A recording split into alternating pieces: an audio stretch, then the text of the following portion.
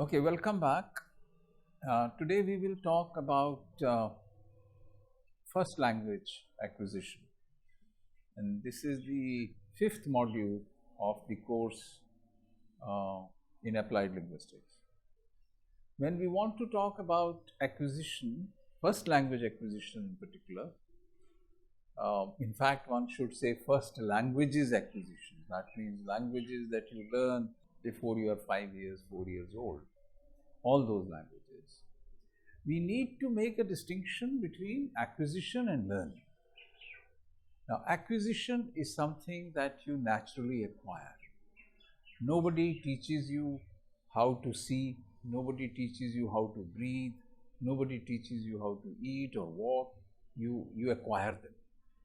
You just acquire them automatically. Similarly, you automatically acquire the languages that are around you with the just small trigger, the small input from, just as you have input of light to be able to see in darkness and space, or the input of some kind of support to be able to walk to begin with, etc. Similarly, you need some kind of support system, some kind of support trigger to acquire your first language. So that is called language acquisition. Okay, it could be of one language, it could be of 2 or 3 languages. So first languages acquisition as a child. The second language and other languages that are acquired later, they're partly called learning. So the difference between acquisition and learning is that acquisition is always natural. Okay, it's a natural environment. Whereas in learning, there is some conscious, deliberate, tutored input involved. So acquisition is natural. Learning, some kind of conscious, deliberate effort is made into. It is not that your language acquisition involves no learning. I mean, language acquisition also involves learning in the sense that you have to learn words. You have to learn new words almost all your life, or certainly till you are into 40s, you keep learning new words. Okay, your vocabulary keeps growing. But there is this fundamental difference to be made between acquisition and learning. And it has been shown that language acquisition is fundamentally acquisition. Languages are learnt only to a minimal extent. Languages are largely acquired. So the best thing you can do for your children, the best thing you can do for your classes and your schools is to create environments which would be acquisition-rich environments. What do we mean by acquisition-rich environments? That you have lot of comprehensible input, a kind of input where the focus is on message and on meaning. Children can make sense, doesn't matter which language it is. But first condition is that they should be able to make sense of what is going on. Only then acquisition will begin. We should also understand that acquisition will always happen in some kind of a context. Okay, it cannot happen by saying, you don't teach children by saying, look, this is a pen, take a pen, or this is a spect, take these are spectacles, say spectacles, say spectacles. No, this is not what happens. You don't say pen, pen, pen, pen. No, nobody acquires language like that. Just that you're writing and the pen is there and the copy is there and the writing is taking place, and the child will acquire pen and writing and copy and various other things, and how to put them together. All this will be acquired by the child in an acquisition-rich environment. So acquisition-rich environment will have a lot of language, will have situations where meanings can be negotiated, and where there is a lot of care, there is a lot of affection. When you recollect as a child, as a baby, what was most important to you was the affection and the care that you got from your parents and from your relatives and from various other elder people in the society. that care is very important. It is also important and of fundamental importance that people always thought that your mistakes were great. They never, they laughed at your mistakes, but not mockingly. They shared your mistakes with others, right? Look, she has started speaking like this, and so on. One of the most important aspects in the acquisition of language is for us to be able to appreciate the structure of the human brain, because everything happens through the human brain. It's nothing very mysterious about this, that there is some soul or some divinity there. The human brain, and there is the sounds around and the human brain. And if you see the human brain, there is a picture of the human brain in front of you on the screen. Okay, you will see that picture, and in that picture you will also see two major language areas marked, called Wernicke's area and Broca's area. Okay, and we will come back to them. Now, our brain is divided into two parts. Okay, as you see on the screen, divided into two parts. It's the brain stem and the cerebrum. The brain stem, it is sort of keeps us alive. It keeps our head, and it makes all the physiological things that have to be done. Whereas the cerebrum helps us integrate the environment. It is, that's all there is, to make our body function and to give signals to the body to do something, and to receive signals from outside and do information processing. Okay, whatever information we receive from outside, it is done by the human brain. The human brain, in the case of language acquisition, has to distinguish that the noise of the train or the noise of the fan or the noise of a truck is not relevant noise for language. So the child has to figure out that per and bur are different kinds of sounds. You can't tell her, but she figures out. Okay, she figures out the difference between Papa and Baba, okay, and Chacha and Chachi. You don't tell her, look, Chachi में तो ई की मात्रा होती है और उसमें आ की मात्रा होती है. You don't teach children like that. They acquire, they figure out, and it is because of this capacity of the human brain. So the cerebrum is further divided, as you see in the frame on your film, in the slide, that this is divided into the left hemisphere and the right hemisphere. There are two hemispheres, and there is a lot of interaction between the two hemispheres. Although people say that certain functions are for the left hemisphere, certain functions are for the right hemisphere. I myself am not fully aware of the technical aspects of this, but the language areas, the Broca's area and Wernicke's area, are sort of in the frontal lobe, and that the Wernicke's area is located, on the other hand, is involved at the back, is a different part of the brain. And the Wernicke's area is basically associated with language comprehension, and Broca's area, as you see on your screen, is basically associated with language production. Very often when there is an injury that impacts the Broca's area or impacts Wernicke's area, there is language disorder. It follows. If it hits Broca's area, then production may be affected. If it hits, you fall from a motorcycle and Wernicke's area is affected, then your language comprehension may be affected. This can happen, but not always. It's not always the case. Your whole brain may go sort of damage this side. This side, the right hemisphere, may take over the functions and you may still function fine. So the human brain is very mysterious, and we may know a lot about the human body, but we almost know nothing about the human brain, very little. There is another very interesting image in the context of language acquisition. I think it's very important for you to understand the image of the vocal tract.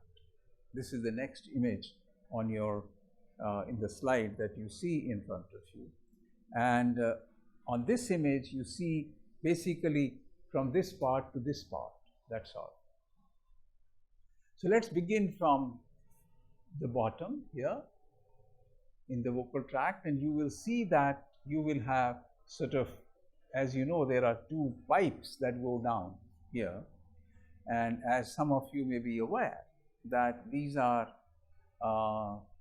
two pipes. One is called the windpipe and other is called the food pipe.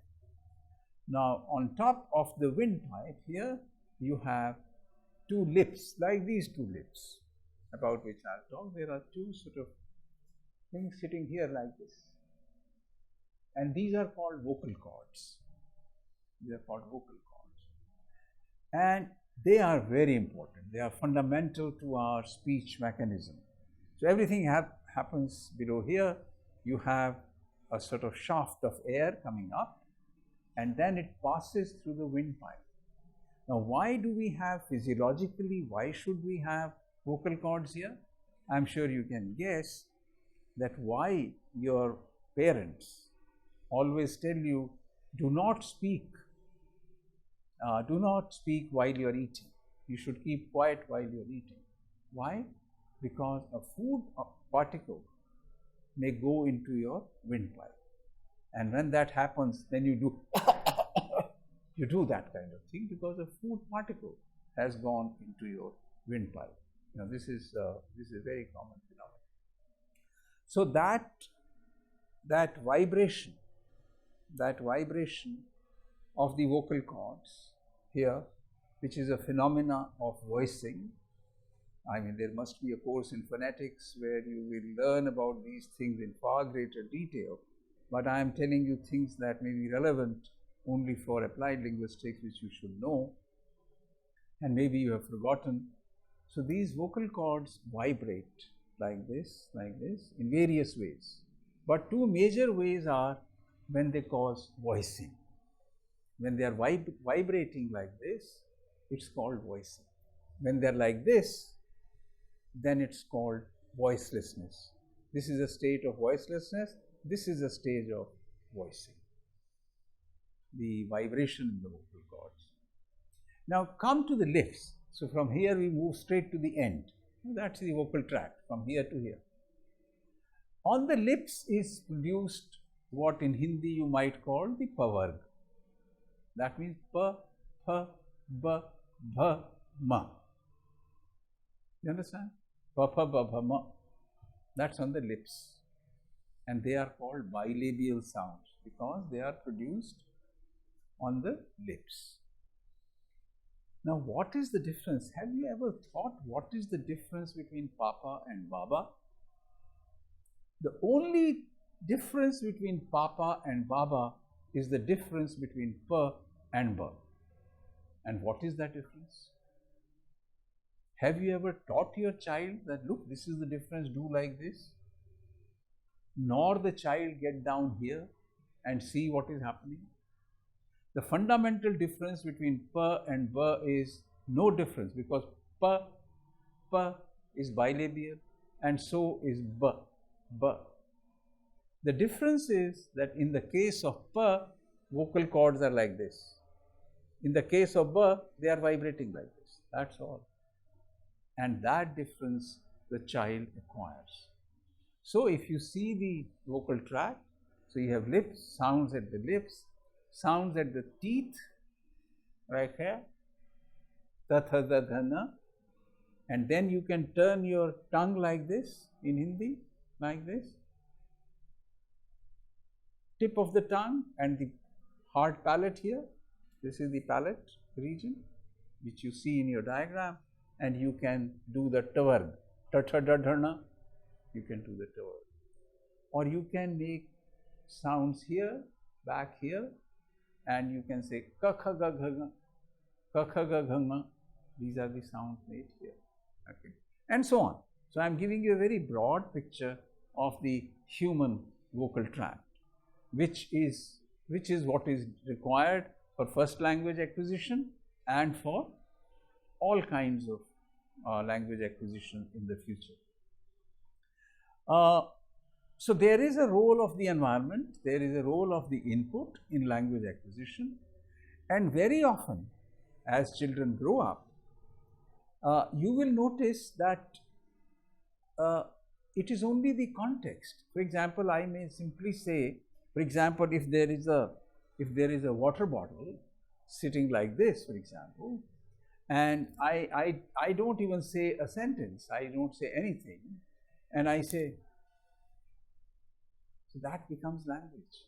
Or I can say water, just that's all, and it becomes meaningful in the context. So in a certain context, you need a context to make languages meaningful.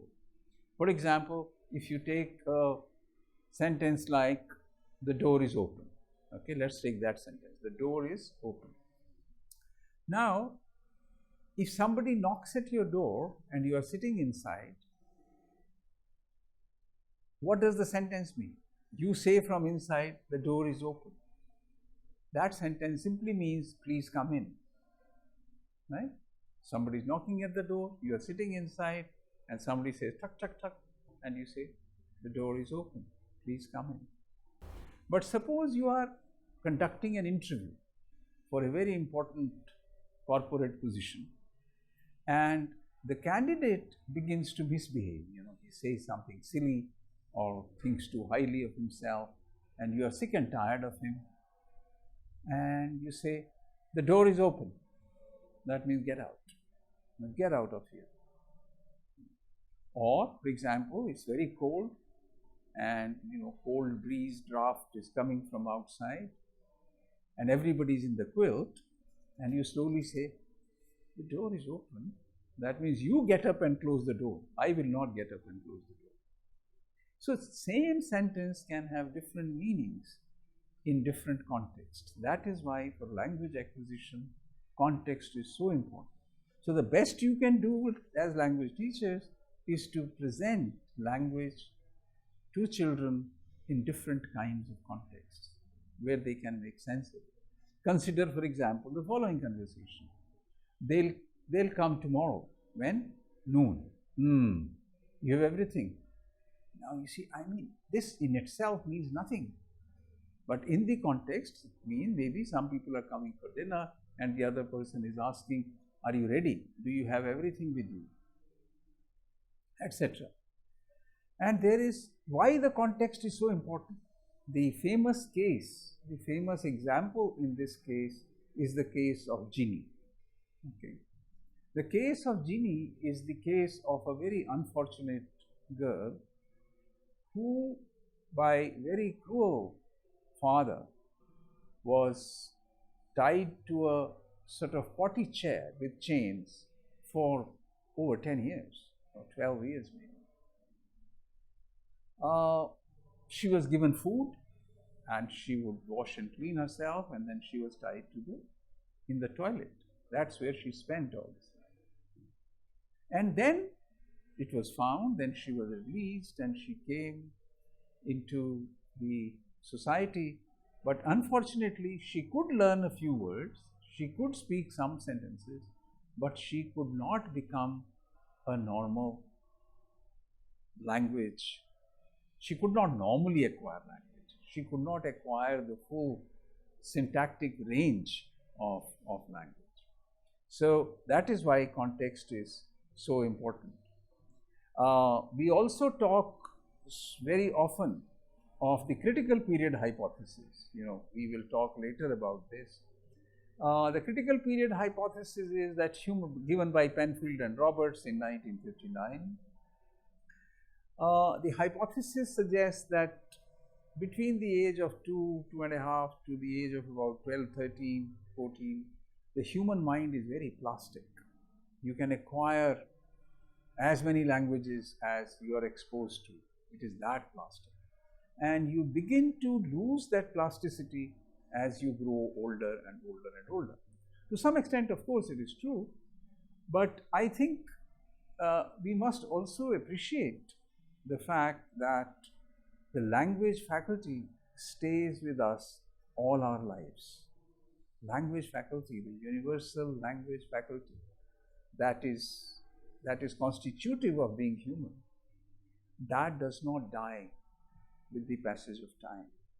That is why you marry a person from Kerala who is a speaker of Malayalam and speaks no other language. Suppose she comes to, let us say, Allahabad or Meerut or Varanasi and is married to a Hindi speaker in a Hindi family.